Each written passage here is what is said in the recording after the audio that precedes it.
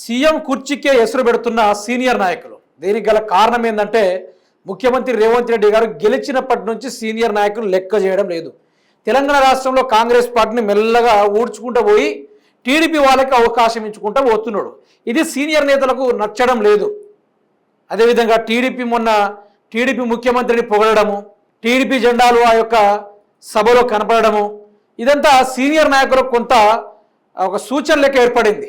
మన పార్టీ అంతం కాబోతుంది, మన పార్టీకి శరీర లెక్క దాపరించండి రేవంత్ రెడ్డి అనుకుంటూ సీనియర్ నాయకులు ముందస్తుగానే జాగ్రత్తలు పడుతూ రేవంత్ రెడ్డి దించే కార్యక్రమంగా సీనియర్ నాయకులందరూ కలిసి కొద్దిసేపు కూర్చొని మాట్లాడుకొని రేవంత్ రెడ్డి గారి పైన అధిష్టానానికి ఫిర్యాదు చేద్దాం అనుకుంటూ అందరూ ఏకమై గుసగుసలు ఆడుకున్నారు.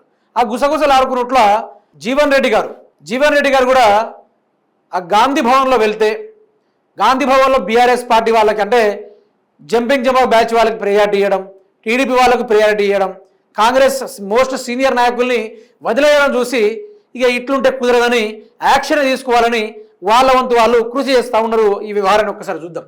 గాంధీ భవన్లో పిసిసి అధ్యక్షుడు మహేష్ కుమార్, మంత్రి ఉత్తమ్ను నిలదీస్తున్న కాంగ్రెస్ సీనియర్ నేత జీవన్ రెడ్డి.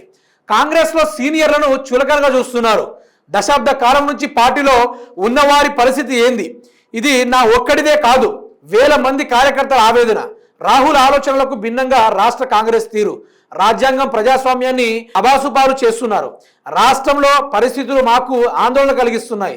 రాష్ట్రం కాంగ్రెస్ నేతలపై నిప్పులు చెరిగిన జీవన్ రెడ్డి.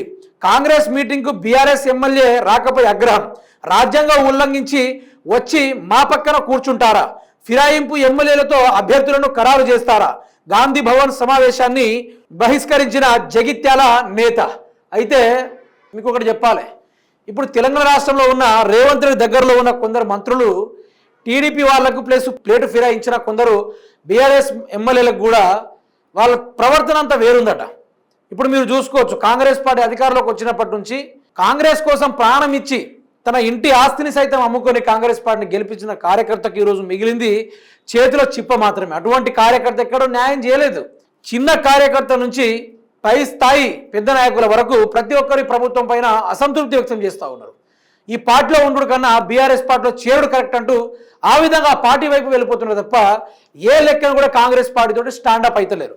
అందులోనూ జీవన్ రెడ్డి గారు పక్కన వచ్చి కొందరు బీఆర్ఎస్ పార్టీ ఫిరాయింపు ఎమ్మెల్యేలు వచ్చి కూర్చుంటే వీళ్ళు రాజ్యాంగానికి విరుద్ధంగా వీళ్ళ ముచ్చట కోర్టులు నడుస్తూ ఉంటే వీళ్ళు ఏ విధంగా వచ్చి ఆ గాంధీ భవన్ ప్రెస్ మీట్లో కానీ లేకుంటే ఆ గాంధీ భవన్లో మీటింగ్లో ఎట్లా వీళ్ళు ఇదైతారు అనుకుంటూ జీవన్ రెడ్డి గారు ఉత్తమ్ కుమార్ రెడ్డి పైన, అదేవిధంగా మహేష్ కుమార్ గౌడ్ గారి పైన తన బాధల్ని వ్యక్తపరుచుకున్నాడు.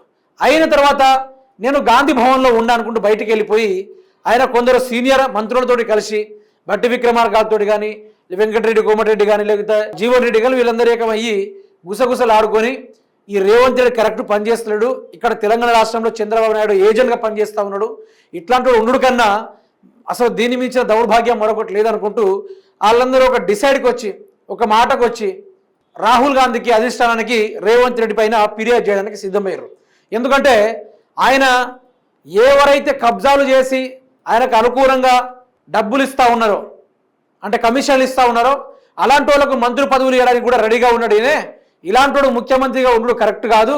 తెలంగాణ రాష్ట్రంలో టీడీపీ వాదం అనేది ముందుకు పోతుంది తప్ప కాంగ్రెస్ వాదం తుంగలో తొక్కబోతున్నారు అనుకుంటూ ఈ రకంగా బాధపడుకుంటూ వాళ్ళ బాధలు వ్యక్తపరచుకోలేక ఏం చేయాలో అర్థం కాక నానా రకాలుగా ఇబ్బంది పడుతూ ఉన్నారు.